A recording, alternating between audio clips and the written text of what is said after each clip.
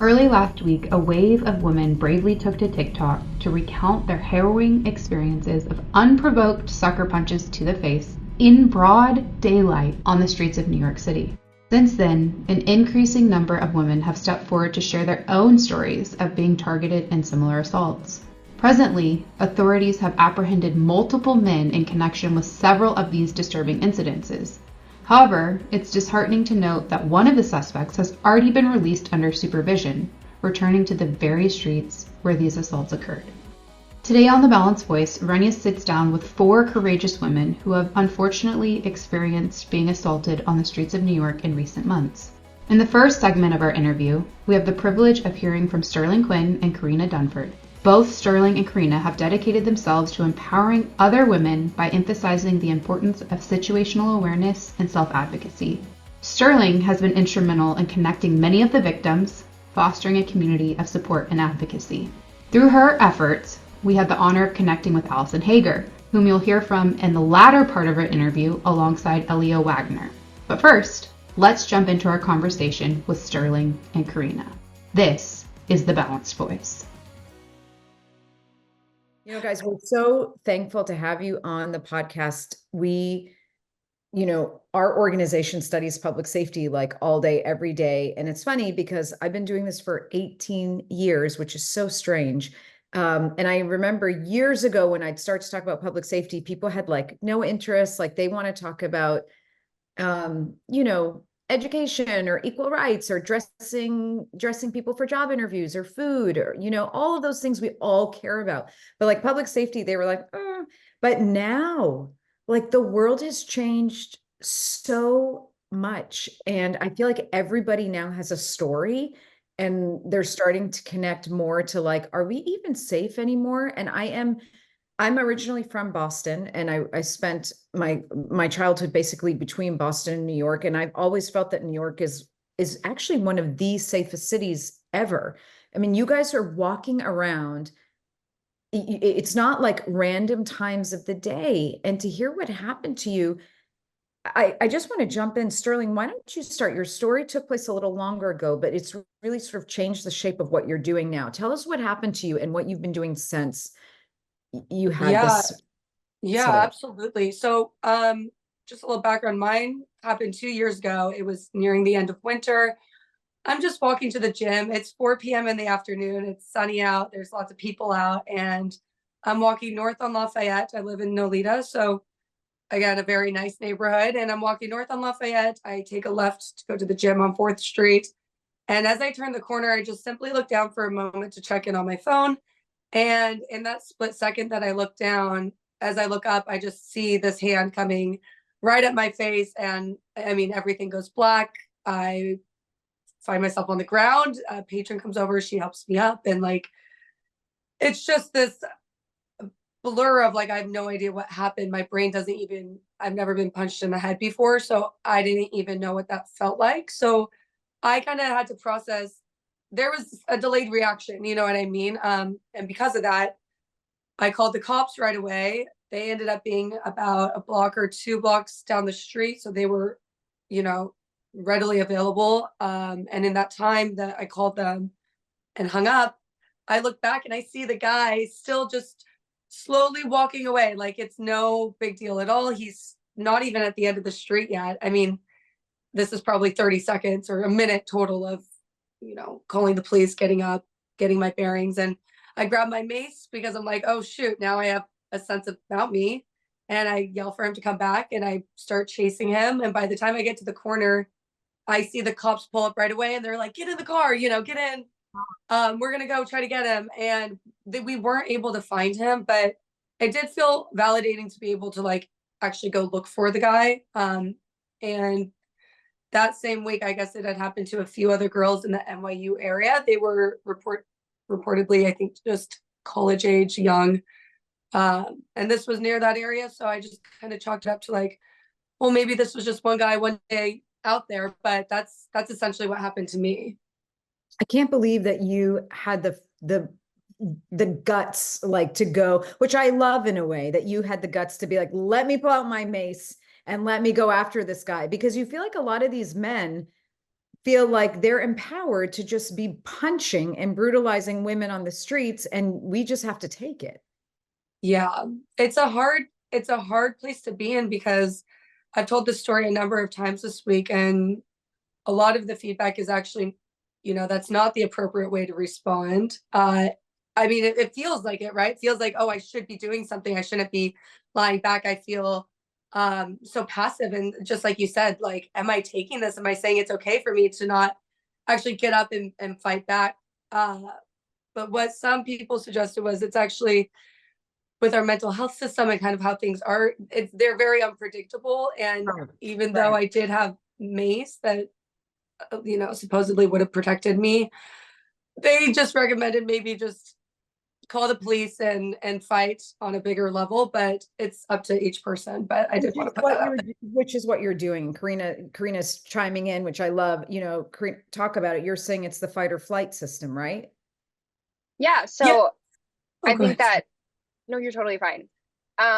I think that there's also a second or a third component that people have started adding, because I think people don't realize, learning what reactions humans have to situations like this, where it's just instant, trauma, and it's just adrenaline pumping through our bodies in a response to fear, like our lives being in danger, just things like that, is the fight, flight, or freeze.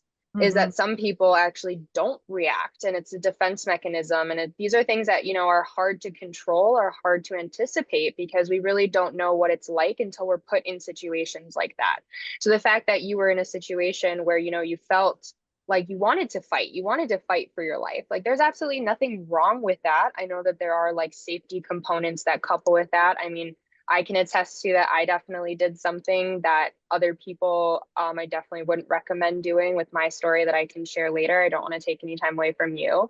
But I think that it's important for people to recognize, and especially, a lot of people are going to share their opinions. So many did on the video that I posted.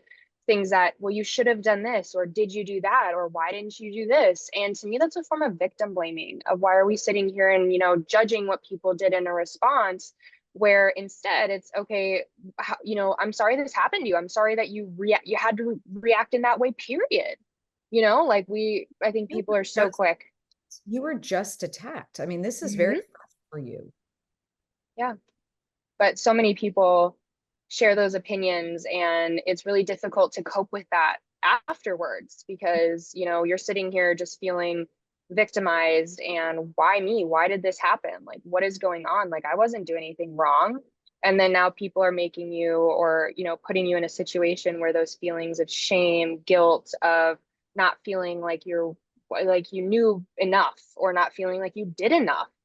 I think that's a really horrible situation to put other people in. And I think that it's a really important thing we should try to stop, where it's, being more proactive instead of just reactive, of, okay, if something, we don't want people to fight back, then okay, how can we inform people to do things instead of just being reactive? Like, give advice, teach lessons, give information, but people are we're so reactive. But yes, that's my point. Karina, share your story, because again, this just happened to you last week at the point of this taping. Yes. So I was attacked on Tuesday, March 26th at 12:45 p.m. I would consider that to be like lunch hour. I was in Chelsea. I think it was like 23rd Street was the station I got out in. I'm not really familiar with New York. I just moved here from, the Midwest 6 months ago. And I actually live in Brooklyn. So I'm not walking around the streets of Manhattan every day. But I was there for a casting. And so, I'm trying to make sure I'm going the right direction. Sometimes you come out of the subway tunnel and your phone kind of like has to readjust. I'd actually gotten out of the subway station and walked 3 blocks in the wrong direction, like away from my casting. So I remember turning around and kind of feeling the defeat when I walked past the subway station I got out of. I was like, oh, great, like what a waste of 15 minutes.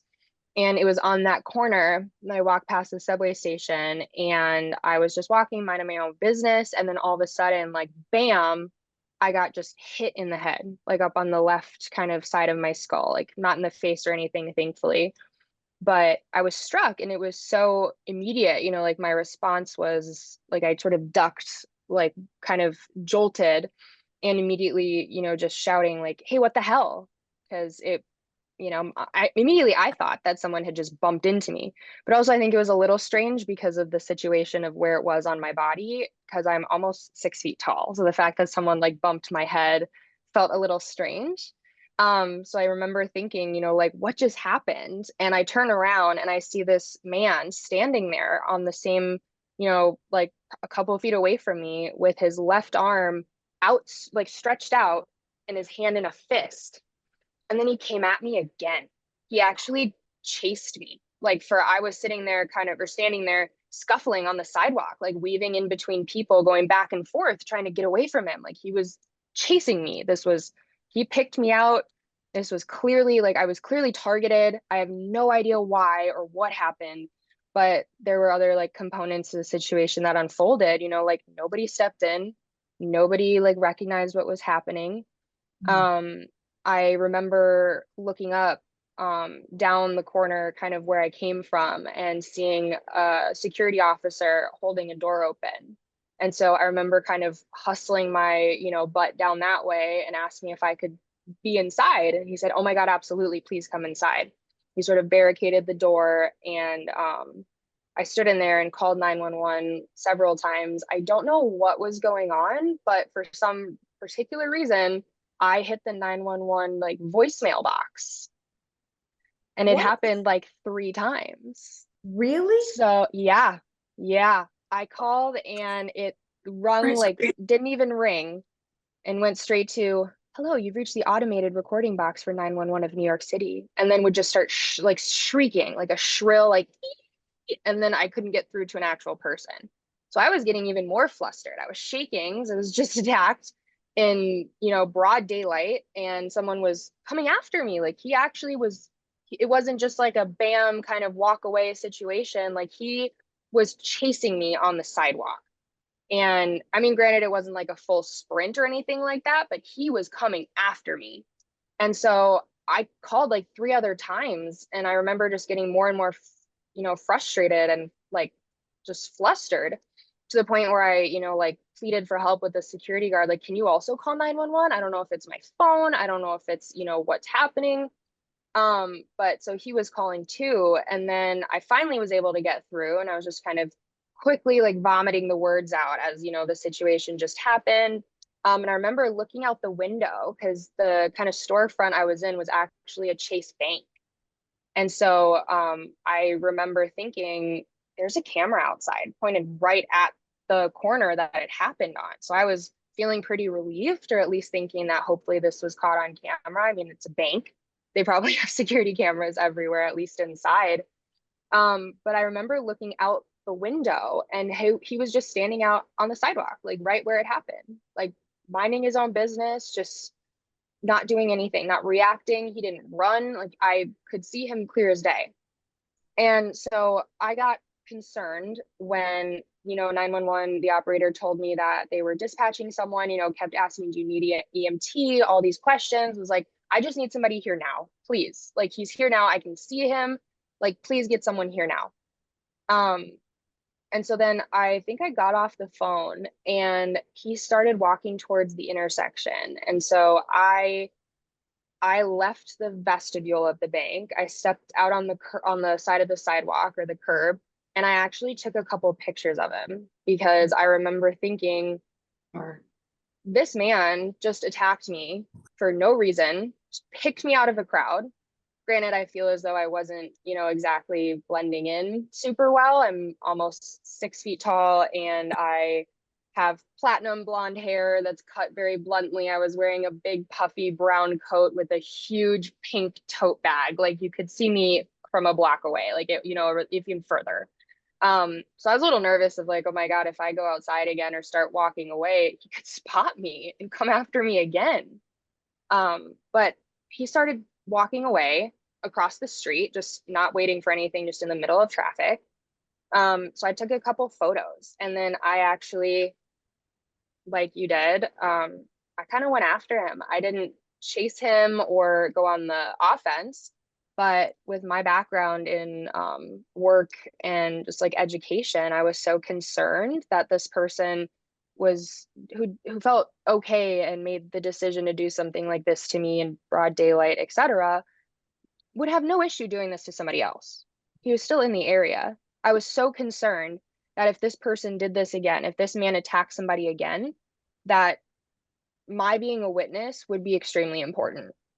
So I watched him walk up and down the like the other side of the sidewalk. So he was walking on the same street, but just on the other side. And then he took a turn and started walking away from the bank. And so I followed him at a distance, a very safe distance, like probably half a block between us, because I obviously didn't want him to recognize me again, etc.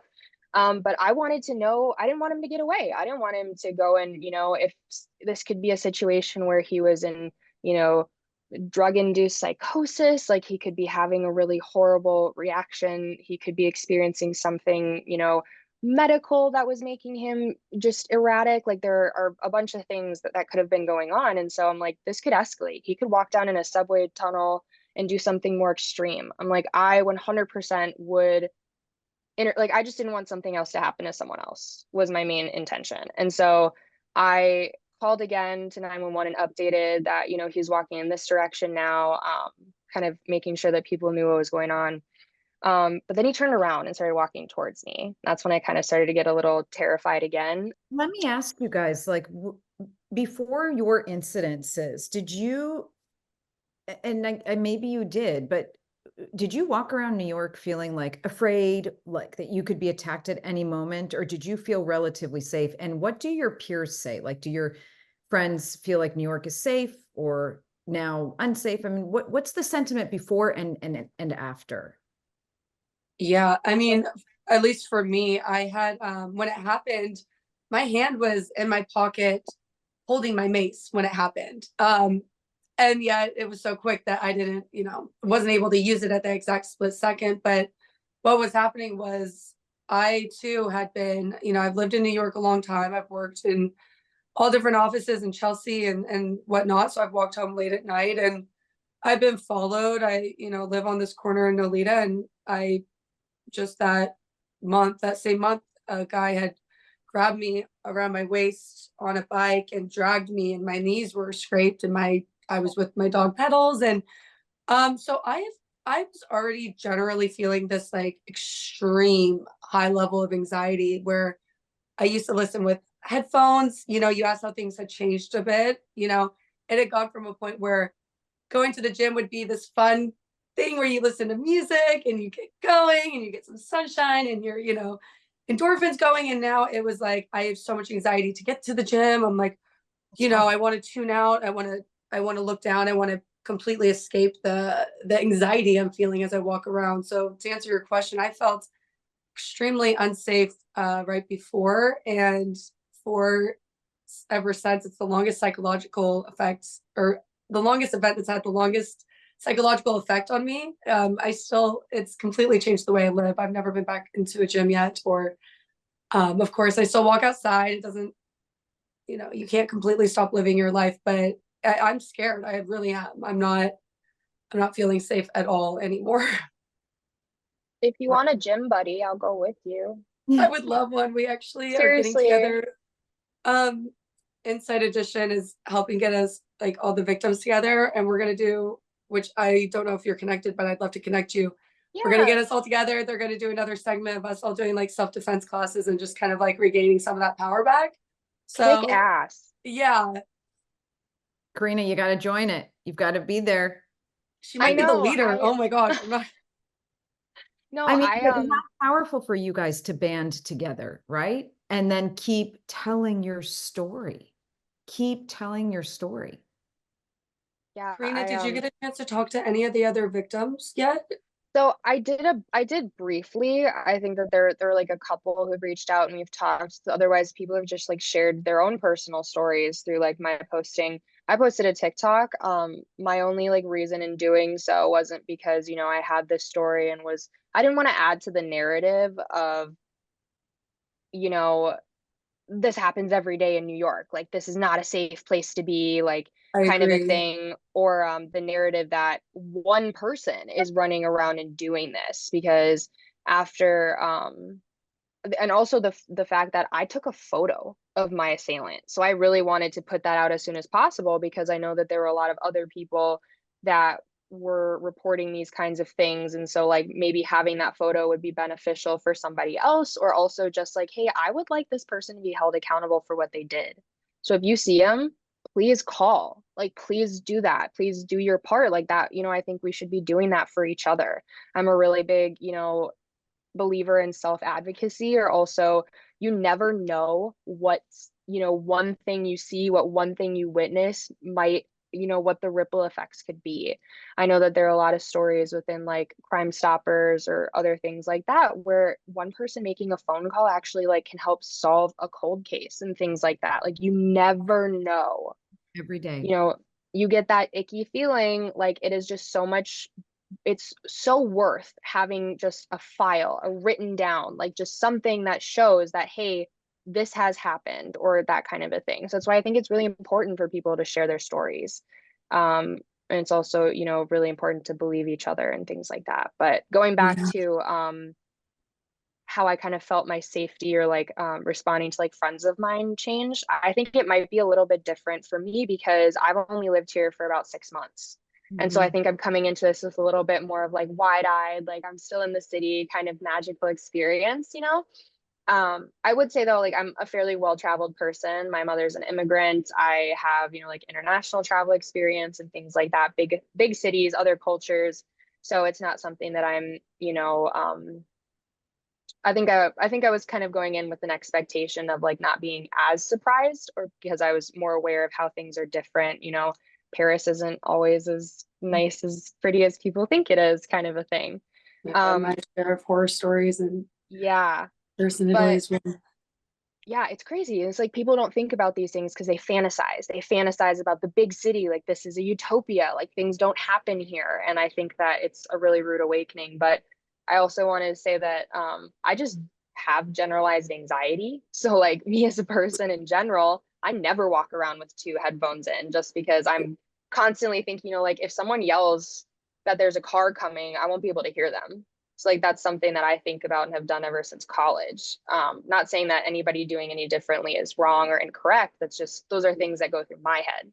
So I felt, particularly kind of, like, victimized or picked out or targeted, because I am thinking about things like this. Like, we've been all over the news. Like, there are more people getting injured on subway tracks and subway platforms and things like that. Like, it's 50%. nuts. I just It saw is this today, that nuts. the New York subway crime rate, the murders are surging, and it's a 50%, Yeah. increase. Like, the crime rate is now increased 50%. But kind of to your point, it's hard because I don't want to contribute to a narrative that is, whatever you believe and think and say is what's happening, right? We are a reflection of our world. And yet there's some brutal reality that you do have to face too. And there's part of it that, like, as much as I do want to keep a positive narrative, and that, I've lived in New York 7 years. I'm buying my apartment. I love it here. It's a bit of a dangerous place. And there's that narrative that I don't want to. But Sterling, can I ask you a question? And let me ask you as well, Karina. There's been this discussion between, and I don't know if you saw it, but the New York Post slammed the New York Times for criticizing. So the New York Times, and I'm summarizing completely, criticized all of the victims for going on TikTok and creating these videos, because they said what you guys are doing is trying to create your quote, stoking anxiety about crime in the Big Apple. And then the mayor of New York was quoted in the New York Times article, and he said that social media, basically, not necessarily you two specifically, but women going on social media to say that they've been sucker punched randomly, he doesn't like it because it's giving a distorted picture of the prevalence of random acts of violence in the city. And so my question to you is, we love our cities. We love our homes. We absolutely do. And we wake up and contribute every day to the places we call home. But we also have a right to be safe. And if we're in a situation where we are victimized, we have every right to use our voice and to keep using it until change happens. Because as we look at your cases, and there's been a bunch of them, there haven't been many arrests. And actually, just on Sunday, actor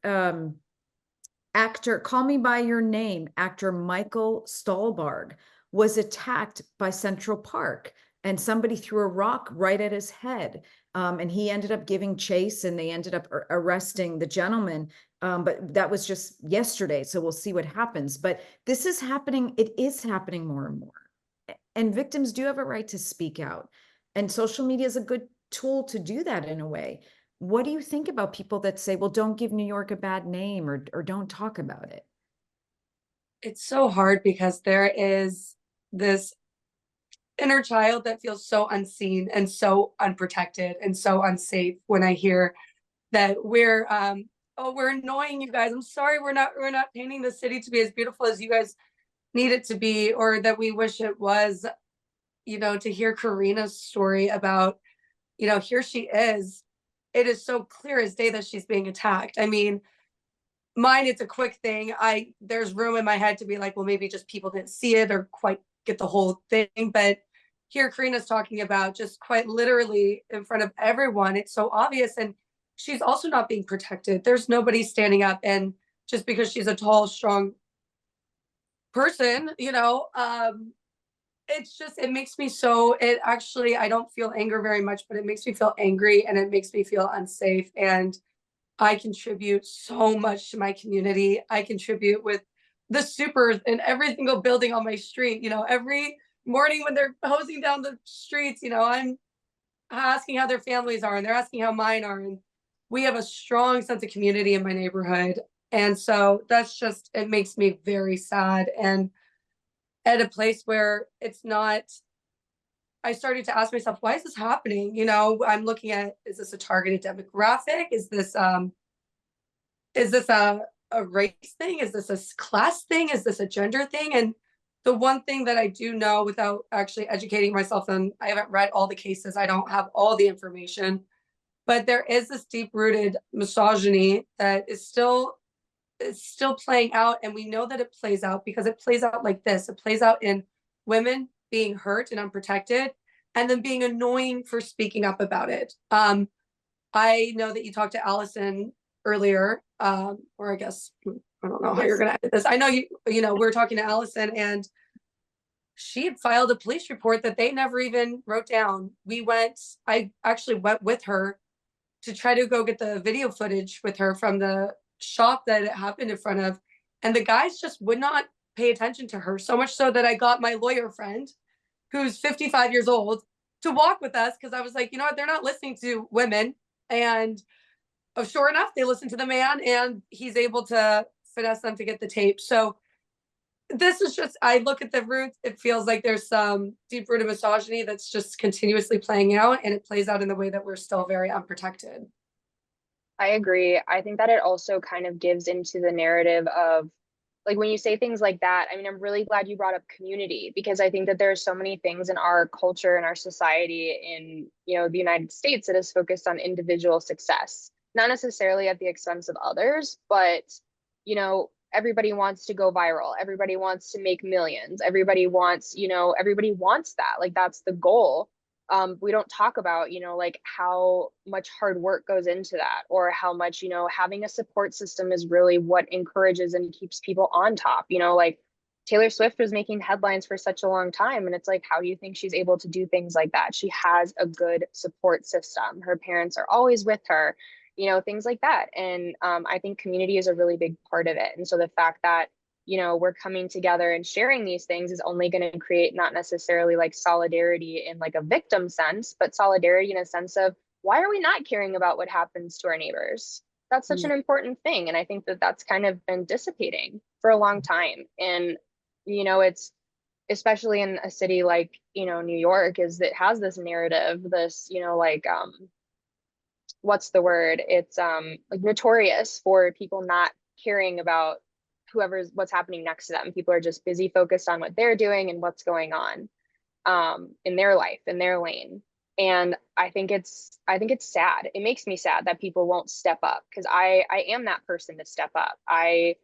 There was a man it was a situation where in a subway tunnel on a platform, he fell off the edge of the platform, and people were running to go help him, and he got up okay, and then he was just not having a good day. Something was going on, and he walked right off the second platform on the other side and fell in again. And at that point, when he got up, A really bad day. yeah, well, it wasn't the same day, thankfully, but okay. okay. Like, yeah. No, this guy. yeah, but no, he was not having a good day, whether it was drugs, like whatever the situation was, but he was not doing well. But everybody else left. People walked past, people didn't do anything, but I stayed with him until cops showed up, because I was concerned that, his life might be in danger. Like, this person is having like, why are we not caring about stuff like that? Like, why are we not supporting each other in, like, recognizing value in other people's lives and other people's safety? I think that's a really important thing. But then also talking about what was it, the mayor that made that statement saying, like TikTok and stuff like that. The first thing that popped in my mind is, okay, so then what situation would be appropriate for that response? That makes me so happy. And guy, I got to tell you, sort of sitting where we sit, we watch crime and public safety all day, every day. That's all we do. This sort of belittling either certain victim classes, like it's a bunch of girls almost, and Women. I know not purposefully, but it feels that way. This is just a bunch of women being victims, like not a big deal. They're all got up and walked. Although some women completely, jaws broken, Wired shut. They can't, lips numb. I mean, there have been some pretty violent cases, but then it escalates where people are being thrown into subway tracks, right? Because people are just not doing. Where do we draw the line and say we don't care about this, but we're going to start to care about that? What we're seeing is it's all sort of going away. And in murder cases, the response isn't what it used to be, and the casework isn't what it used to be, and the charges aren't what they used to be, or like theft and all of these things. Everything is sort of losing value. Life and respect for others, it's all sort of just going away. But I am so encouraged by your generation. I cannot tell you the power your voices have. And the fact that the New York Post is criticizing the New York Times for criticizing you all makes me happy. You know what? Because it means you guys are really getting in there, and your stories are very important and they need to be shared. And you're telling other women it's not just okay for us to speak up, but we should speak up, because we've got to start caring about each other again. You're incredible role models. And I hate that any of this happened to you. But I'm so thankful for the voice that you've been lending to it. And Sterling, I know you've been doing videos on trauma and sort of going through trauma since your incident. And Karina, I know this just happened to you, but we want to support whatever work you're doing. And certainly I think this is just the beginning of the story in terms of what's going to come out of this. I hope so. I think that something that is important for anyone listening and anyone who doesn't understand the severity of these incidences, it's not just a punch. The way it works is it starts with a punch, right? The seed is a punch. It takes so little for that to turn into murder. This is like, it could be the way they hit you. The temple is a kill punch. This could kill you, but it is not much. It doesn't take much further to say, you know what, we're accepting this crime on women. Okay, we can hurt women. What we're actually saying is, it's okay to kill us. It's okay to murder us. We're not okay. We're not safe to go on the subway. We can't go to work because we'll get murdered. And now what the mayor's doing is actually saying, we condone that, because right now we're just trying to keep the story pretty. But it's something I wish people would know, is that it is a very fine line between this kind of violence and a line that you just can never come back from. So as petty or, to their defense a little bit, I do understand maybe they're thinking, well, you guys are perpetuating copycats by talking about the story, or at least that's part of my fear. Maybe it's like, are we getting people listening? And there's this one guy who was caught. I believe he was arrested, and then he was let out right away, and still going out on TikTok and showing that he's harassing these girls, and it's all on my street. So yeah, I don't. It's a tough conversation because I get That's it, not but on you, Sterling. You're meaning like that's not on us. We should be able to talk about it and yeah, hope any copycat that is wild enough to say like I'd like to do that will then get intercepted, and law enforcement will say no, we draw the line. Absolutely not. You're not going to be released back out. The judicial system is going to say no, we're not allowing this in our city. It's not that our city's great because we shut the victims up. It's our city's great because we're doing so much to protect our citizenry. That's where I really strongly believe you guys are bringing the message back there, and we thank you. We're going to keep watching what you're doing. Karina, did you have any closing comments? I followed up with Sterling, but didn't sort of open it up to you if you had any closing comments. I mean, I agree with you, and I think it's really empowering to hear that sort of validation in terms of like a generational force. When it comes to, I think that the only way, that things change is that we talk about it. There have been so many lines in history, so many things that don't change, things that haven't changed forever because that's just the way things are. That's just how it's been. And I think that exposing, well, why is a really big thing for us because, how we were parented, how our grandparents parented was very much this expectation of you do so because I say so. And I think questioning that is extremely powerful because we've come into this world of mental health is so much more important, like it's considered a disability. And I think that's a really incredible thing to hear that validation of, having anxiety, having depression. It is something that is debilitating and, it's difficult to experience that. And so having that validation is important. But I mean, also looking at these, documentaries that people are coming out with, like with the child actors or with these reform schools, like these are things that we absolutely should be talking about because if we don't, it will just keep happening. And so that's why I think it's really important to be sharing stories like this, not only because, oh, someone wants to go viral on TikTok or, this person's just lying, things like that. I mean, I think that should be, respond to that if and when, but if somebody is sharing trauma, if somebody is sharing an experience like that, is it not innocent until proven guilty? Like, isn't that the foundation? So why are we choosing when and where that applies?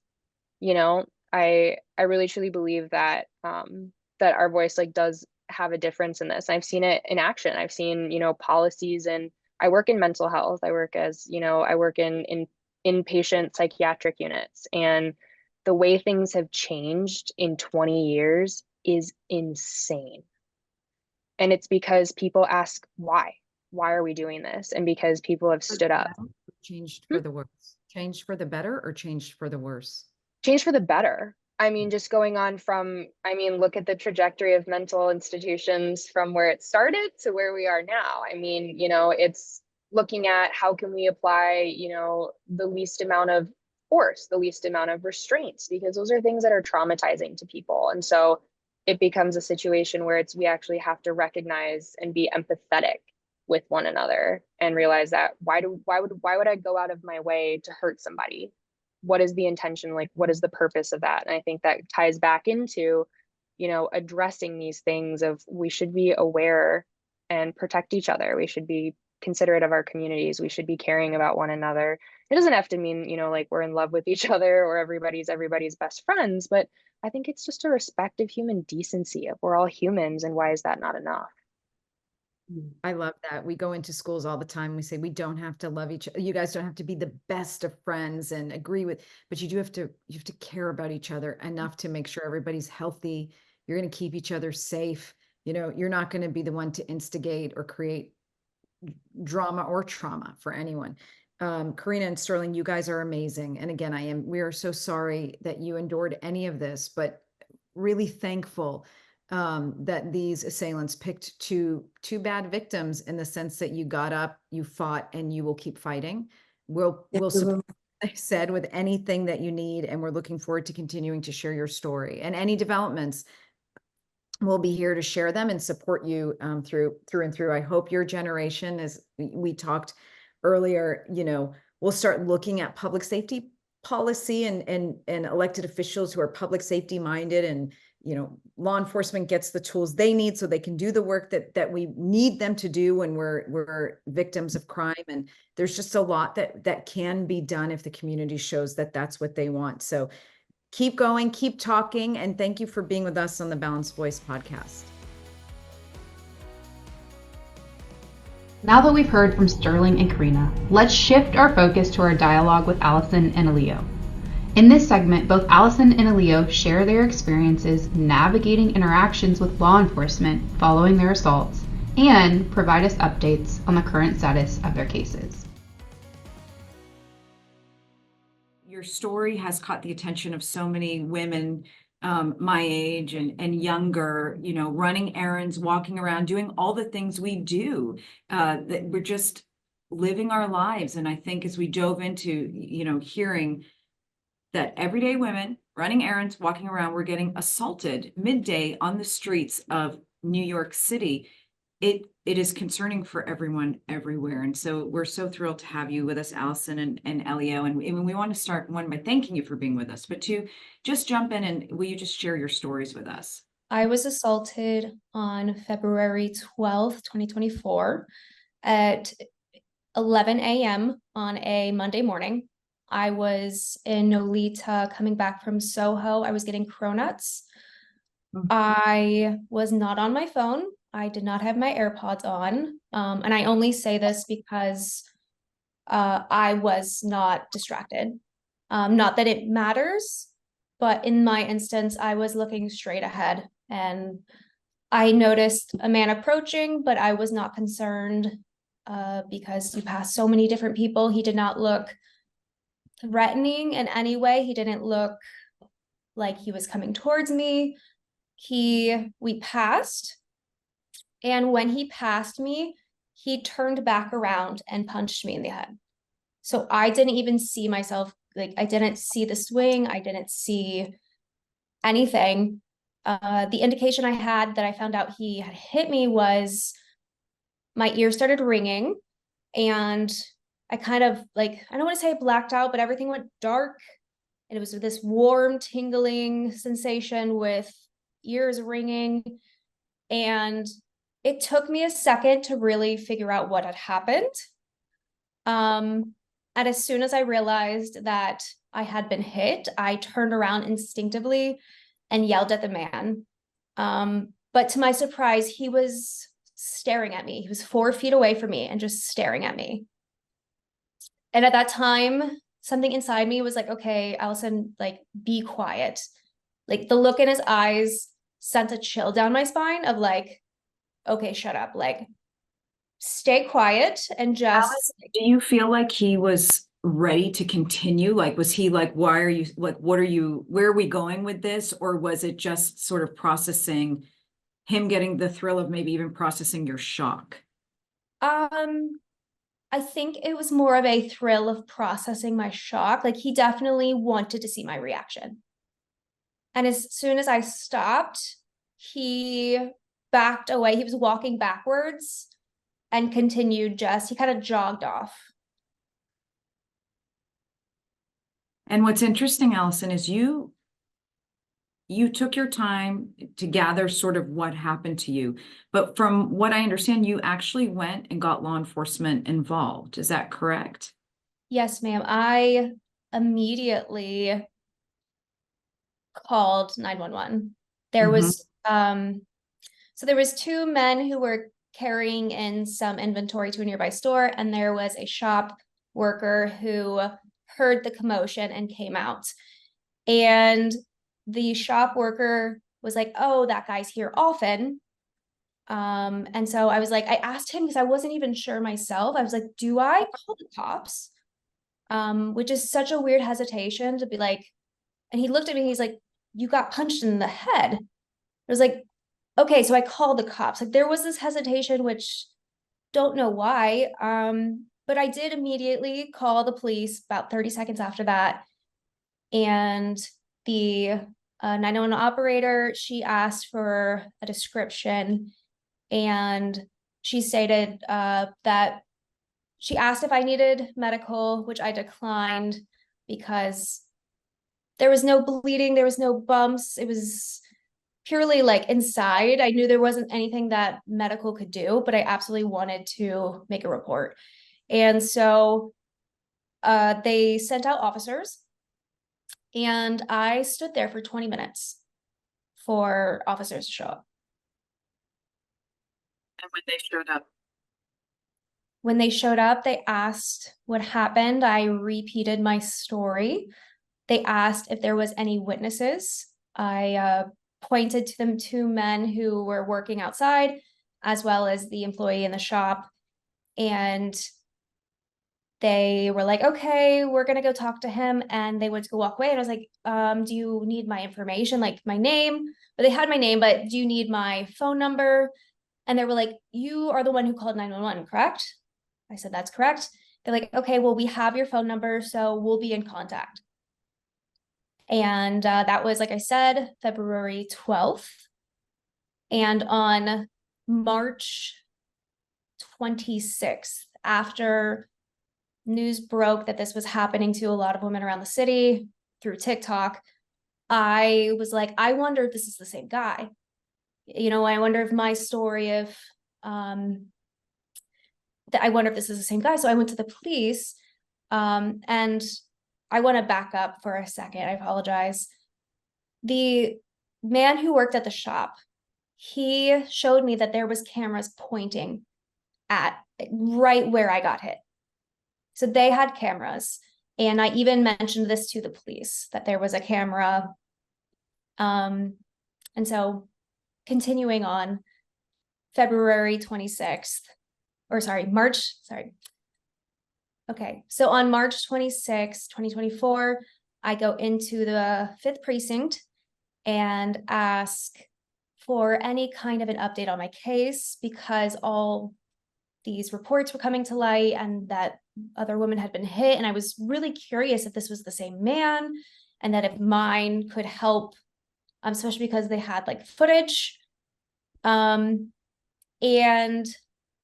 after 20 minutes of speaking to the receptionist as well as a detective, of looking online, of looking on in their database, comes to find out that there was no report.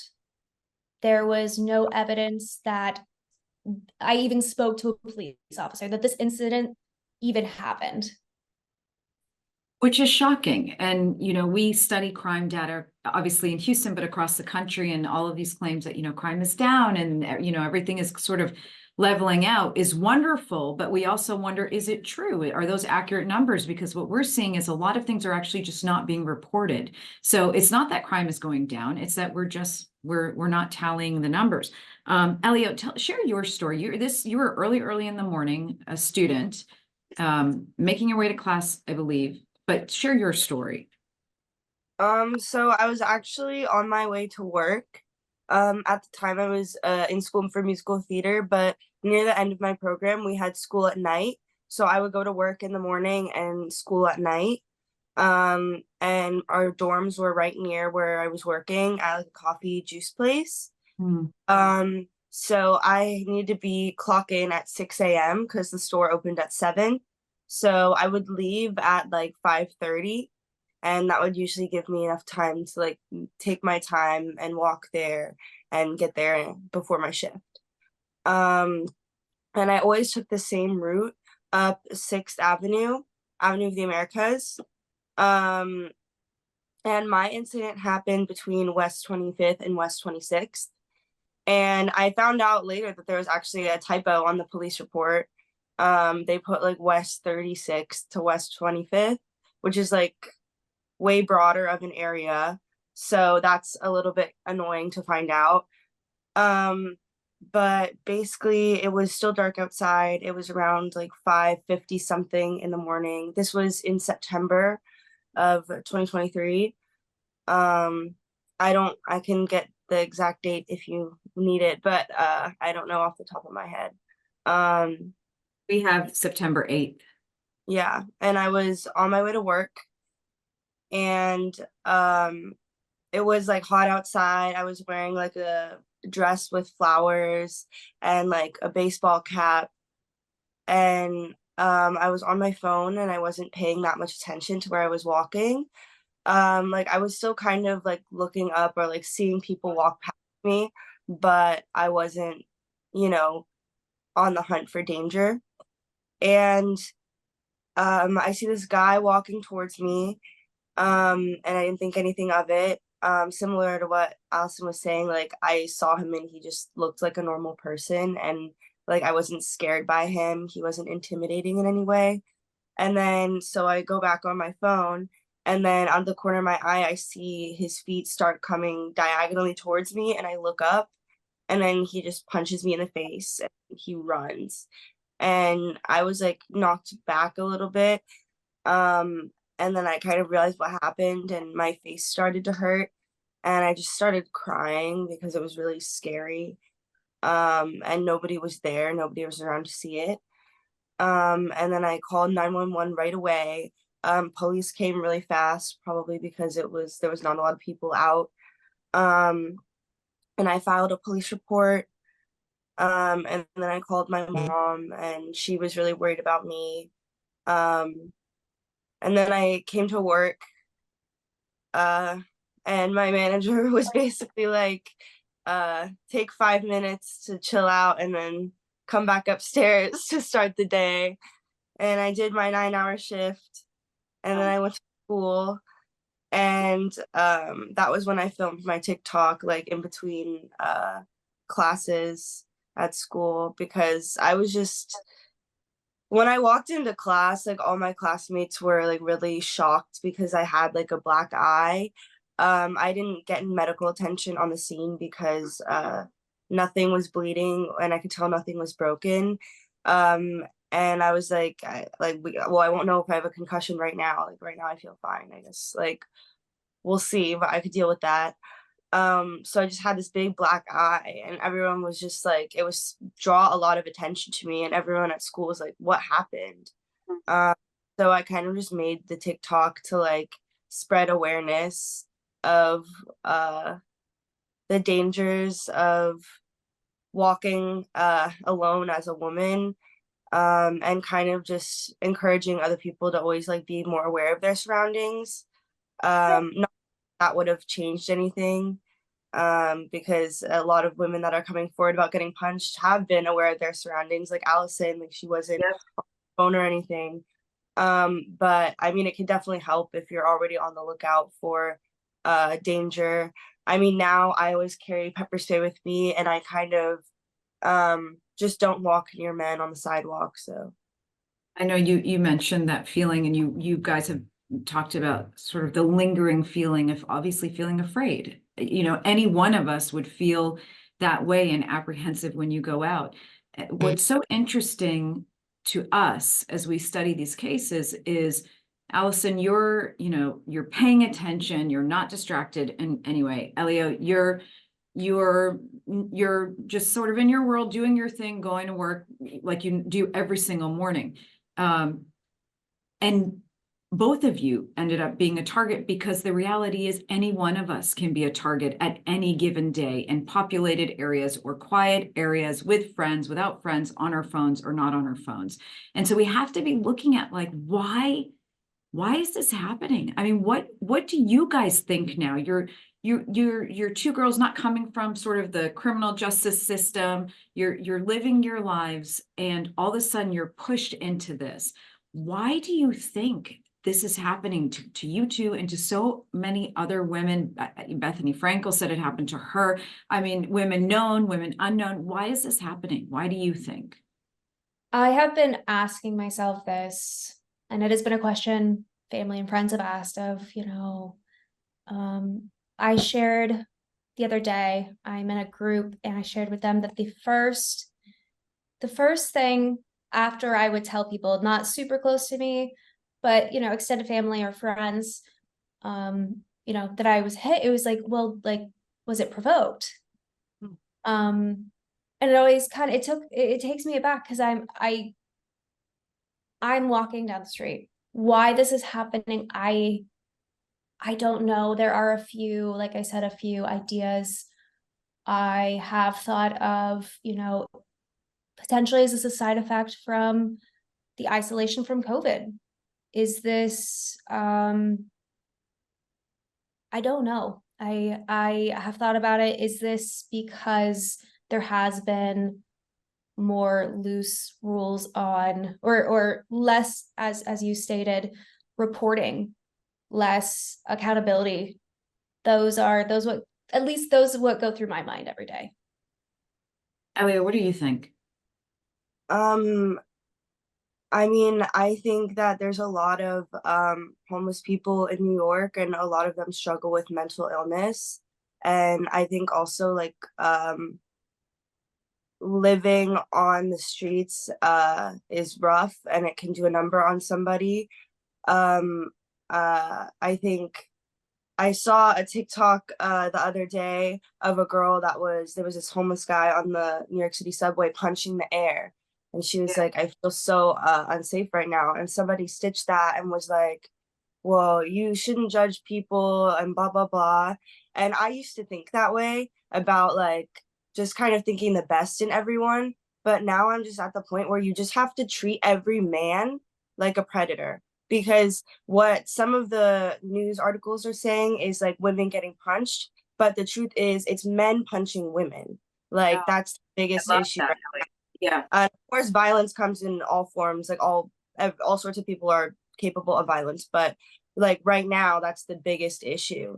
And every time, like I like sit near somebody on the subway that maybe is like looks a little scary, but I try to think the best of them. Like I've been jerked off at and followed and just yelled at, catcalled, like, and then I got hit. That was like the worst thing that happened to me. But one of my friends got spit on. Like, you never know. And I'm not saying it's just homeless people, obviously not, but definitely just any sort of man, especially if they're acting in a threatening way, like they're yelling to themselves or punching the air, or people saying like, I don't have anything to lose, or I'm not afraid to go to jail. Somebody came into my coffee shop one time and said that to me. He wanted something for free and told me he wasn't afraid to go to jail. One of my other coworkers had to step in. But I've just been, since moving to New York, I feel like I've been so targeted by men.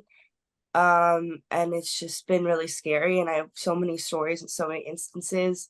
Every time I try to be friendly back, it always turns out bad. Every time I think the best of somebody, it disappoints me. So I'm just at the point where like I can't trust any stranger man. It makes me so sad to hear you say that, but at the same time, I understand every single thing you're saying, Elliot. Every single word resonates and makes sense. We grow up wanting to think the absolute best in people. We don't want to, feel fearful or afraid or defensive. We don't want to go through life that way. But circumstances come up and things change, and it almost forces you to rethink your positions on things. And I feel like right now, so many things are happening and they're escalating and they're escalating and they're escalating. You look at the homelessness problem, you look at mental health and people who are not getting the treatment that they need. You look at people who are victims of crime, like the two of you. And in one case, police officers come, and we are huge supporters of our law enforcement here and across the country. I mean, we're huge supporters, but they are so overwhelmed. I mean, in one case they came but never really filed anything, and the other they came and sort of had a maybe not the best approach in documenting what happened, but still ultimately nothing came from their presence, which goes to the additional question of how are we treating law enforcement in this country, and what happens through the criminal justice system when people are actually arrested. And people don't feel afraid of getting arrested anymore, or going to jail. They know they'll turn around and come right back out, or maybe they won't even serve jail time. So we've got to start asking different questions. And our executive producer, Sydney, just said, after hearing you, Elio, speak, she said, well, what can we do as a community to create more allies, whether it be in men who are choosing not to victimize women, or in supporting law enforcement so they can actually do good work, do their jobs, or pushing elected officials to really, really support public safety. I mean, what are your thoughts on those topics or those things? That is something that I have actually, over the past week since I've shared my story, I've talked to many different, actually men. I had an interview the other day, and the cameramen afterwards came up and talked to us, and they were like, I am so sorry this is happening to you. I cannot believe this is happening to you in our city. I've lived here 25, 30, 40 years. And I don't believe this. I also later that day went out to lunch. Hey, Allison, he didn't believe that the city was changing in this way, or he didn't believe your story? No, it's not that he didn't believe my story. He was shocked that it is happening. Yeah. He was shocked that these incidents were happening. He's like, this is stuff we used to see about gang violence, about, it's not uncommon of assaults in New York City. He's like, but I don't understand why women walking, minding their business are being targets. Mm. And I talked to a few other business owners in Nolita, which is where I was hit. And some of them did not even know this was happening. Wow. And I think that is one of my fears, and one of the reasons I came on today, is that this is going to get pushed out of the news cycle, that because they made one arrest, this is, case closed.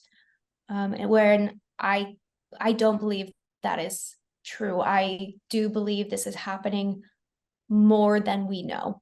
I think that if I was hesitant about filing a police report, other women may have just not even. So I guess I say this of, I don't know how we can get allies, but I just want to add that I think it is promising that the men and the people who I have met, I've only been in New York 3 years. So some of the residents who have been here long term, some of them don't know about it, and they are absolutely mind blown that this is happening.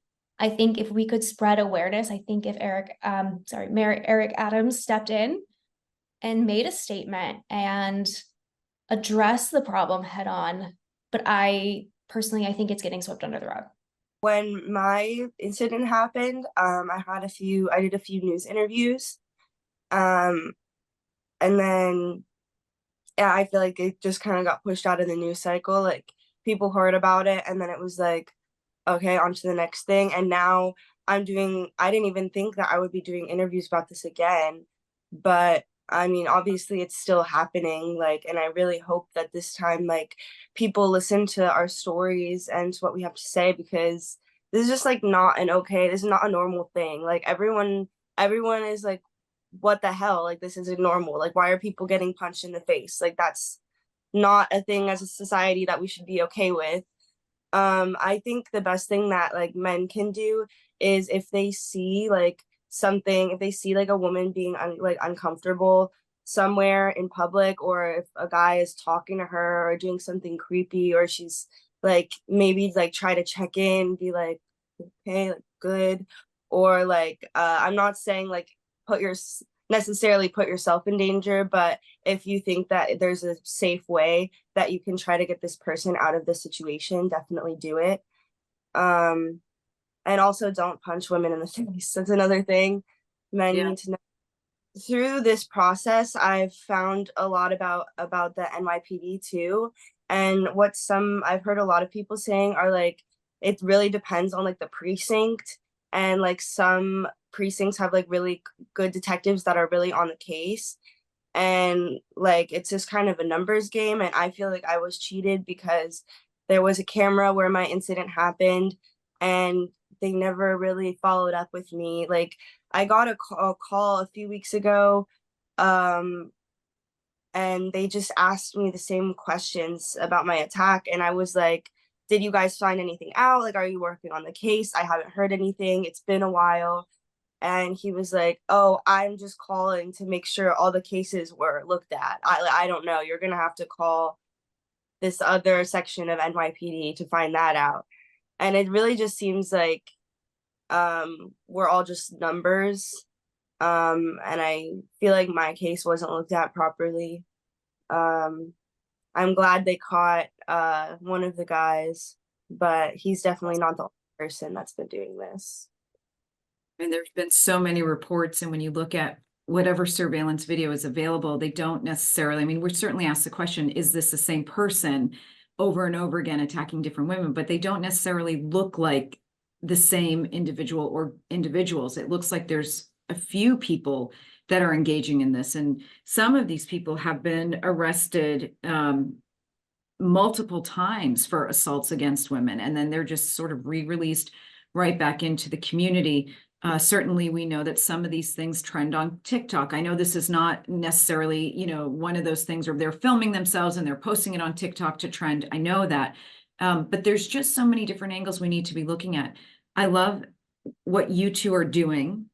And I love the message you're bringing, which is raising awareness, because ultimately, until the community comes together and says, look, this is just not going to happen. You know, we're never going to be a society or a city that says, okay, we're fine with you guys, you know, at the top being unorganized or whatever, or not caring about sort of the average citizen's public safety. We're fine. We'll just stay quiet. We're not going to do that. We're going to keep talking about it. We're going to raise our voices. We're going to get more people engaged, because this is not a way to live. Whether you're in New York City or any other city in America, you've got to be able to walk and go to school or work or live in your home, whatever that looks like, go to a store and just have to feel basic safety. And so I'm so proud of you two. And I mean, I hate that this is what's brought you to the conversation. Of course, we always hate that, but we're so thankful when victims turn into, sometimes they're called unintended activists, in the sense that they're using their voice to make a change. And so what is your message for other girls your age today who may thankfully have not been a victim of this, but don't realize that this could happen to them at any time? That one is a hard one, only because, at least in my instance, I didn't see it coming. Like, I truly didn't see it hit. And I've been told, like, oh, you should have been carrying mace, you should have been carrying pepper spray. Had I been, it would not have changed anything. So true. Yep. With that said, though, I think so. I don't really have advice as far as how to not become a victim. But if you do become a victim, unfortunately, my biggest advice would be to advocate for yourself. Push, ask questions. Do not take basic answers as Bible. You, more often than not, it's the squeaky wheel. Sorry, it's the squeaky wheel gets what is that? The grease. I don't know Yeah, the Grease, squeaky wheel gets the squeaky wheel gets the grease. Yes, because they were never going to call me. This was never reported. And I'm kicking myself in the butt, because I should have 2 days later followed up, but I didn't, because I thought I could rely on them to take my statement. So that would be my biggest advice, is just, if something happens to you, ask the questions, ask the uncomfortable questions, be annoying, be pushy, because you are only protecting yourself. I agree with you wholeheartedly, Allison. Be an advocate for yourself. You know, and in those situations, it's really up to each of us to defend ourselves and advocate for ourselves. Elia, what would you say? I think that it never hurts to be extra aware of your surroundings. Never hurts to carry something on you for protection if that's what makes you comfortable. There are some instances where maybe you see someone acting weird or dangerous and you think you can always just, pull it out of your bag just in case. Not that would stop any, like, not that you could, sometimes you don't see it coming, but in case you do, it's always good to have something to protect yourself. I saw a girl on TikTok who said she carries spray paint, which is pretty smart because the chemicals are really strong. And if you get it in your nose or mouth or eyes, you'll have to go to the hospital. And it'll also leave like a clear mark of the attacker. So if they go into the hospital and they have purple spray paint and you reported a guy with purple spray paint, then they'll be able to identify them. But if it does happen to you, I think just be an advocate for yourself, like Allison was saying, and definitely don't be quiet about it or feel like you need to like be ashamed of it or embarrassed that it happened or feel weird about it. Definitely file a police report and make sure like it gets filed. I got when I filed mine, I got like a little slip of paper with which was like proof that I filed a police report. So if it does happen to you, like make sure you get that, like something physical, so that what happened to Allison like doesn't happen to you. Yeah, I think that's the best advice. I think you two are so brave, and I'm, so proud of you for standing up and sharing your story. We're seeing people getting pushed in front of moving trains in the subway in New York, and you're seeing people get punched in the face. Here in Houston, we can be driving on a major highway and get shot at, and kids are dying. I mean, the recklessness and sort of the criminal element, whatever the cause might be, untreated mental health or homelessness or anxiety, depression, whatever it might be, or just this feeling that nothing's going to happen, I can do whatever I want. More voices need to come together to say, we're not going to live this way. And that's what you two are doing. You're lending your voices to saying, no, we're drawing the line. And every time you do that, young people watch you and they feel like it's okay for them to stand up for themselves, or for them to cross the street when they feel uncomfortable, to have a voice. And so I'll add one more thing.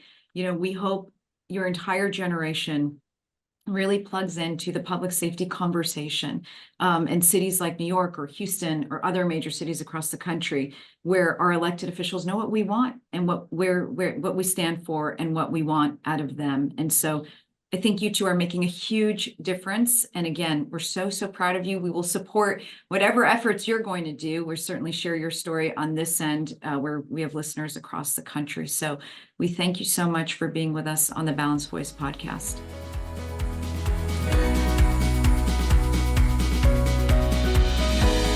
Thanks for tuning in to today's Balanced Conversation. You can find real solutions and tangible resources in our show notes at thebalancedvoicepodcast.com. To join the conversation, follow us on Instagram at The Balanced Voice Podcast and on Twitter at @BalancedVoice_. Stay up to date on Rania's work by following her at The Rania Report, and we can't wait to see you next week for another Balanced Conversation.